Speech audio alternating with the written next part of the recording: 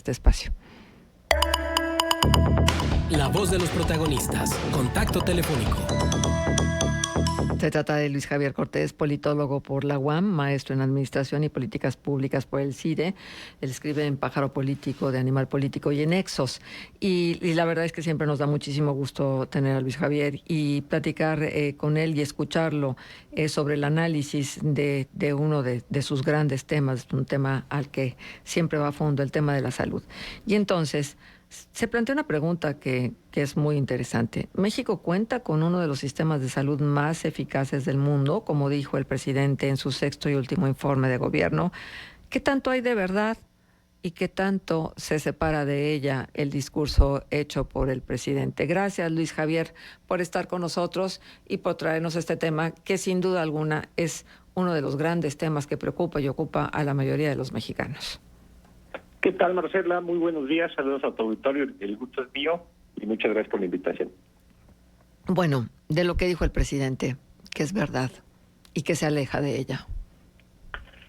Pues mira, justamente a raíz del discurso que da en el marco de su sexto informe de gobierno, obviamente da un mensaje, que es lo que recurrentemente todos escuchamos, observamos, analizamos, pero obviamente lo más importante, digamos, lo formal dentro de este informe de gobierno, pues es los datos, los documentos que entrega al Congreso de la Unión para que éste revise pues los avances, los resultados de su gestión. Y realmente fue muy curioso observar cómo el mensaje que da el presidente de la República en el Zócalo de la Ciudad de México está disasociado, y hablo en materia de salud solamente, está disasociado con los propios datos que presenta en el informe, en su sexto informe de gobierno. Entonces me dediqué a observar esos datos precisamente y a medir los resultados en materia de salud, digamos desde una perspectiva de los principales servicios que debería entregar el sistema de salud a su población. Y bueno, no fue sorpresa porque lo hemos venido platicando, se han tomado muy malas decisiones en materia sanitaria en nuestro país. Muchos funcionarios, por supuesto, señalan a la pandemia como principal responsable, pero digamos que el diseño institucional y lo destruido por este gobierno, hablo concretamente del Seguro Popular, han provocado que en nuestro país, por darte un ejemplo, el principal indicador o el principal servicio que debería otorgar el sistema de salud, que es una simple consulta general para atender una gripa, un dolor de estómago, dolor de cabeza, es decir, lo más común para la población, hayan disminuido 21%. Estamos hablando de más de 10 millones de consultas que se han dejado de realizar de 2018 a junio de 2024, que es, digamos, los datos más recientes que se plasman en el sexto informe de gobierno. Esto por darte un ejemplo. Uh-huh. Ahora, se suponía que con el INSABI ya no había necesidad de afiliación, como tenía que hacerse, por ejemplo, con el Seguro Popular. Todo el que no tuviera una cobertura de seguridad y que requería atención la podría tener. Tampoco habría cobros en servicios ni medicamentos como pasaba antes, ni se les pagaría a privados por la atención a los pacientes, es decir, no habría subrogaciones, ¿no? Que creo que eso es lo que tratan de explicar. ¿Qué de esto realmente ocurrió? Porque, por ejemplo, sabemos que casi todos los estados se adhirieron al INSABI, Coahuila y Durango no lo han hecho, pero pues hay una fuerte presión para que lo hagan. Entonces, ¿qué sí se logró? Porque creo que tenemos que alcanzar a ver cuáles fueron las metas alcanzadas y cuáles son los pendientes para apurar a que se cumplan. Por supuesto, Marcela. A ver, en cuestión de resultados netamente, digamos, números fríos, no hay un solo indicador que podamos presumir, ¿no? en ese aspecto. Por el contrario, parte de la gran problemática de la implementación del INSABI ocurrió justamente en algo que tú comentas, que se decía que ya no iba a haber atención en servicios privados, esto que llaman como servicios subrogados.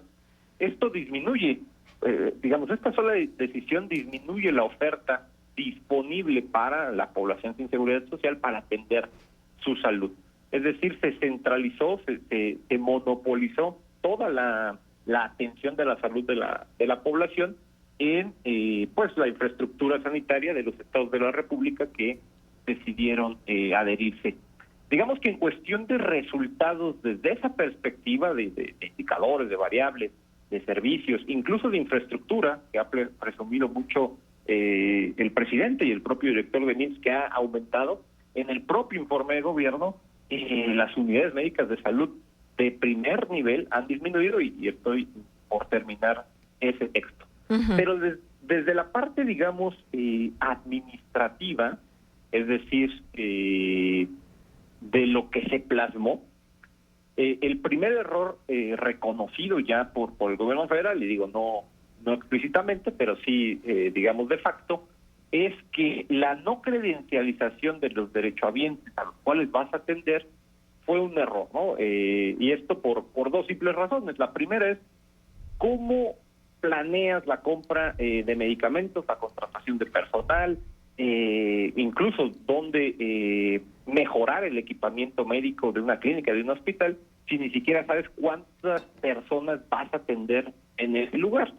Y además abriste la posibilidad desde la Ley General de Salud de que ya no solo es un derecho para los mexicanos, sino para toda persona que se encuentre en territorio nacional, ¿no? Si esto le sumamos el flujo migratorio que también ha aumentado, pues por consiguiente, digamos, el INSABI tenía muchísima mayor gente, población que atender que lo que hacía el Seguro Popular. Ese error ya se reconoció, tal es así que ahora con la implementación del OPD Bienestar ya se está credencializando a sus derechohabientes. Según el último reporte de Zoé Robledo van alrededor de 9.5 millones de mexicanos. El Seguro Popular llegó a tener 56, entonces digamos que ahí todavía hay un serio retraso en la cuestión de afiliar a la población sin seguridad social, pero ese error ya se reconoció. Y desde el punto de vista administrativo, bueno, pues se ha logrado centralizar tanto la infraestructura como el personal, como los recursos que manejaban los 23 estados adheridos. Digamos, desde la parte administrativa sí ha habido un avance que no se ha logrado ver reflejado en los servicios de salud y, contrario a avanzar, hemos retrocedido, repito, de acuerdo a los propios datos del sexto informe de gobierno. Ni siquiera fue necesario contrastar esa realidad del mensaje del presidente con otro tipo de evaluaciones realizadas hasta el momento. Ayúdame a recordar luego que dijo que era como para picarle las costillas a sus enemigos, esto de la implementación de un sistema de salud mejor que el de Dinamarca, era para que de alguna manera darles ahí carnita a la información y que entonces, como de esa manera, deslindarse de la responsabilidad mayúscula de querer comparar un sistema de salud como el nuestro con el de Dinamarca.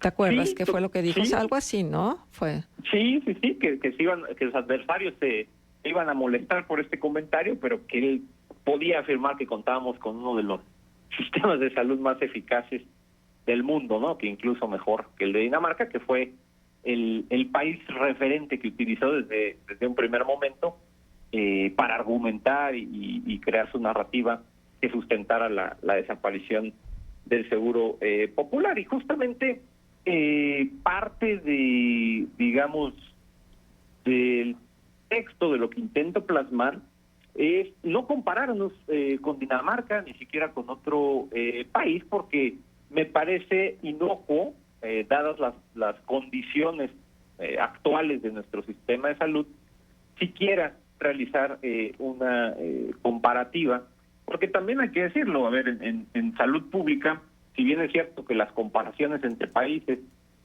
sirven muchas veces para diseñar programas, políticas públicas, intervenciones muy precisas, tampoco es cierto que a raíz de una comparación podamos determinar, digamos, y valga la redundancia, el estado de salud del sistema de salud, ¿no? Ujú. Muchas veces no tomamos en cuenta, por ejemplo, la tasa contributiva de Dinamarca, ¿no? Por ejemplo, exigimos servicios de salud o queremos tener servicios de salud como Dinamarca, cuando los daneses pagan más del 50% de su ingreso en impuestos, ¿no? Por Claro. ponerte un ejemplo. Por eso, pues, no me atrevo a hacer una comparación entre países. Pues es que además las comparaciones son odiosas, número uno, y en segundo lugar, pues digo, para que sea una comparación justa tiene que ser manzanas contra manzanas, ¿no? Y no necesariamente es que estamos en igualdad de circunstancias en ningún aspecto, ni en economía, ni en nivel de salario, ni en oportunidades. Traemos un rezago importantísimo en materia de salud que no lo hemos podido cubrir y todo eso evidentemente afecta el sistema de salud. Déjame preguntarte algo con la experiencia que tú tienes, Luis Javier.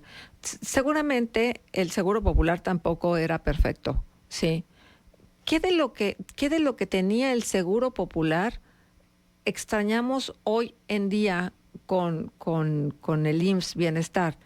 Realmente, ¿qué valdría la pena retomar de eso que se dejó de lado por completo y que se borró como queriendo borrar la historia, como si eso fuera posible? Y entonces, el espaldarazo de la presidenta electa, Zoe Robledo, ¿quiere decir que vamos a seguir por las mismas en materia de salud?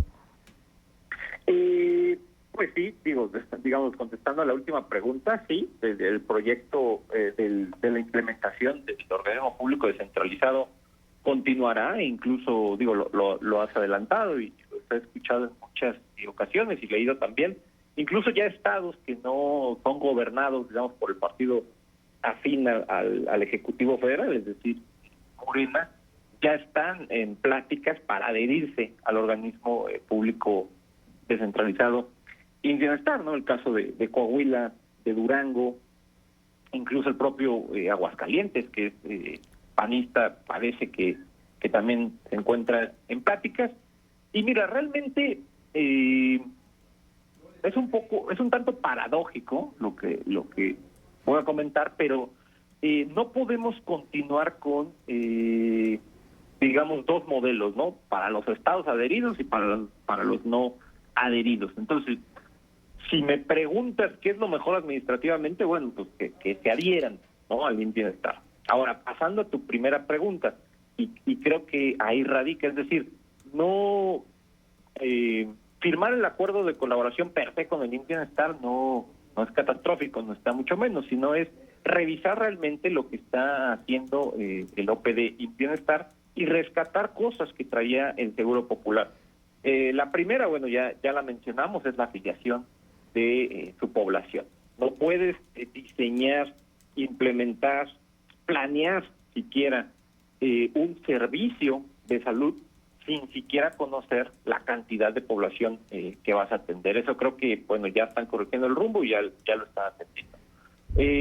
Lo segundo que creo que es fundamental, y espero que con el paso del tiempo, digamos, se retome, es la universalización de los servicios de salud, es decir, que no importe tu condición, es decir, si eres afiliado al IMSS Bienestar, puedas atenderte en el IMSS, régimen ordinario, en el ISSSTE e incluso en clínicas, hospitales privadas, obviamente eso con cargo al OPD Bienestar. Eso lo realizaba el Seguro Popular y que te permitía pues ampliar la oferta de servicios disponibles para esa población. Por supuesto que no era perfecto. Muchas de las cosas o mejor dicho, la principal crítica del Seguro Popular precisamente viene de el uso de los recursos económicos que se le daba precisamente a estos servicios subrogados, a los recursos propios que manejaban las entidades federativas. Y creo que tras la centralización de esos recursos, bueno, digamos que el tema de la fiscalización ya solo recaerá en el organismo público descentralizado de bienestar y ya no digamos, en 23 gobiernos. Entonces, desde el punto de vista de controlar los recursos, pareciera que es una buena solución, pero hay que aprovechar esos recursos para ampliar la oferta de servicios disponibles, ¿no? Sí. Y el tercero, perdón que me alargue, Marcela, es Adelante. establecer perfectamente con toda claridad a qué intervenciones, a qué servicios tiene derecho alguien que se afilia al IMSS Bienestar, porque hasta hoy en el discurso se dice que hay todo para todos.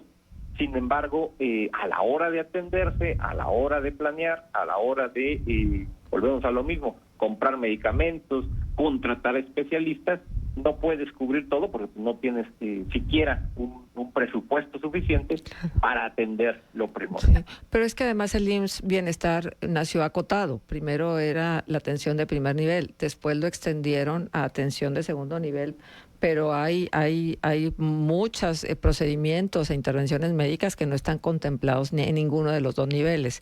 Entonces te quedas prácticamente en la indefensión. Y déjame compartirte esto que nos dicen, que me parece importante. Dice, aquí pagamos de impuestos 35 de ISR y 16 de IVA, mínimo el 51%. Aquí también todos pagamos IVA, todos pagamos IEPS. El problema no son los impuestos, el problema es la corrupción y el pésimo uso del gasto. Pues sí, pero bueno, y yo argumentaba en esta conversación así inmediata que tuve con quien nos aportó estos datos, que acá uno de los grandes problemas es la informalidad, que hay un montón de gente que está metida en la informalidad y que no tiene ninguna garantía en ningún sentido. Entonces, ellos tendrían que entrar también a este esquema de cobertura de salud, supongo. Y entonces eso estresaría aún más las instituciones de salud. Y bueno, hay un dato que también tendríamos que aportar, la diferencia en los niveles de corrupción de Dinamarca y los niveles de corrupción de México.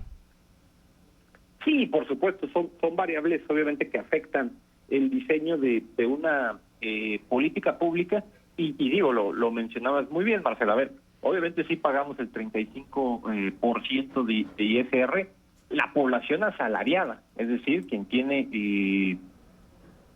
está mal planteado, digamos, decirlo de esa manera, pero comúnmente así se menciona, quien tiene un empleo formal. Pero las tasas de informalidad en nuestro país están arriba del 51%, cosa que no te permite justamente tener un control. Y ahí es cuando entramos a un tema muchísimo más general y creo yo importante, que es una reforma fiscal, ¿no? ¿Cómo pretendes realizar, no solo en materia de salud, sino en materia social, en materia de combate a la pobreza, las acciones que estás planteando, y hablo del presidente de la República y de la próxima presidenta, cómo planteas realizar esas acciones sin, aumentar las arcas, los ingresos del gobierno, claro. ¿no? Y no le han querido realmente entrar a una reforma fiscal que realmente aumente los ingresos disponibles del gobierno, ¿no? Uh-huh. Luis Javier, ¿cómo estás? Habla Manuel, con el gusto de saludarte. Oye, en uno de tus artículos recientemente, hace unos meses señalabas que, bueno, implica para los estados la adhesión al IMSS Bienestar ceder como el 77% del FASA, ¿no? Del Fondo de Aportaciones de Salud. Eso quiere decir que para este año, los estados que ya se adhirieron, pues entonces tendrían cerca de 80,000 millones de pesos, ¿no? 79,000 y tal. Quisiera preguntarte si eso ya se nota, porque se habla mucho de los estados que no han firmado el convenio, que prácticamente todos los estados de Morena 23, 24, pues ya lo firmaron. Esto que dijiste hace unos minutos me parece fundamental. No se puede tener dos modelos de salud diferentes entre quienes sí se han adherido y quienes no se han adherido. Pero ya se nota en los estados que firmaron el convenio una diferencia. Mira, primero te saludo, Manuel, siempre un gusto. Es una pregunta muy relevante porque, recordarán, lo platicamos, esa reforma se hace en diciembre del 2023, que es una reforma de la Ley de Coordinación Fiscal, y para el 2024, esos recursos del FASA estaban presupuestados para los estados desde, valga la redundancia, desde el presupuesto 2024. Para este 2025 ya no va a venir clasificado es el ramo 33, y es el Fondo de Aportaciones de Servicios de Salud, ya no va a venir clasificado ese recurso para los estados. Ya va directamente ese 75%, varía entre estados,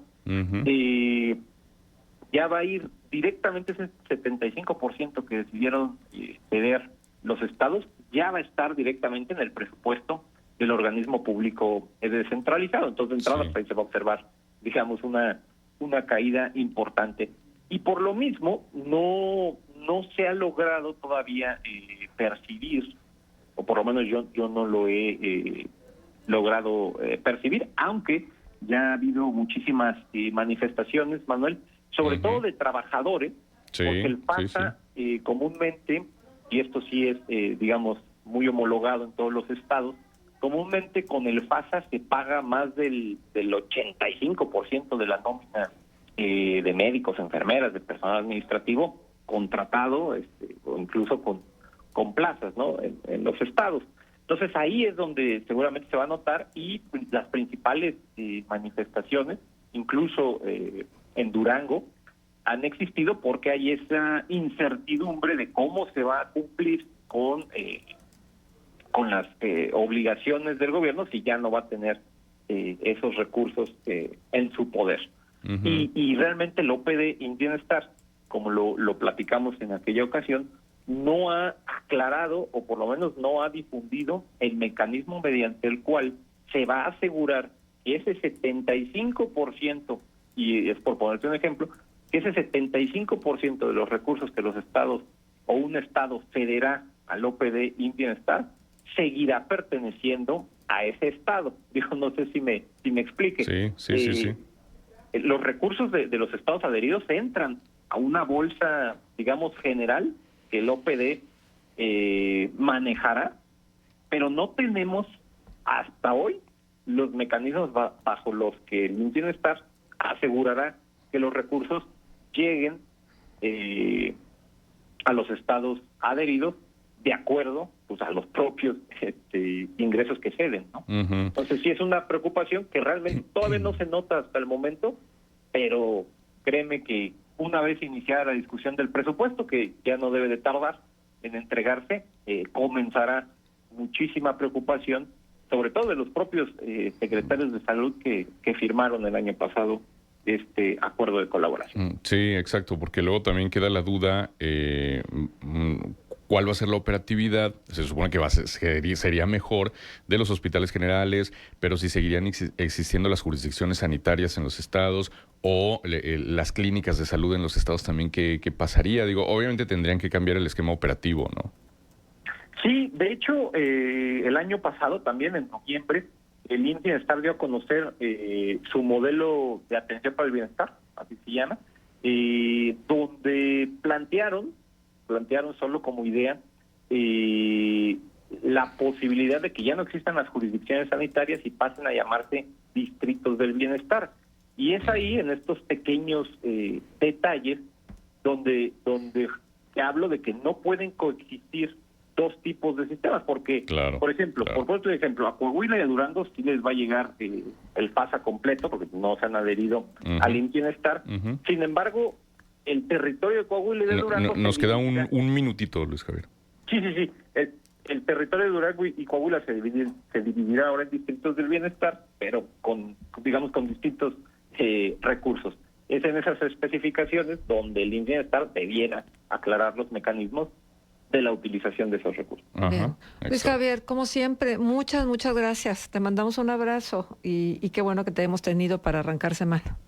No, hombre, a la orden, como siempre, excelente semana y estamos en contacto. Gracias. Gracias, Luis Javier, un abrazo. Luis Javier Cortés, politólogo por la UAM, maestro en Administración y Políticas Públicas por el CIDE, y él escribe en Pájaro Político y en Nexos, entre otros medios.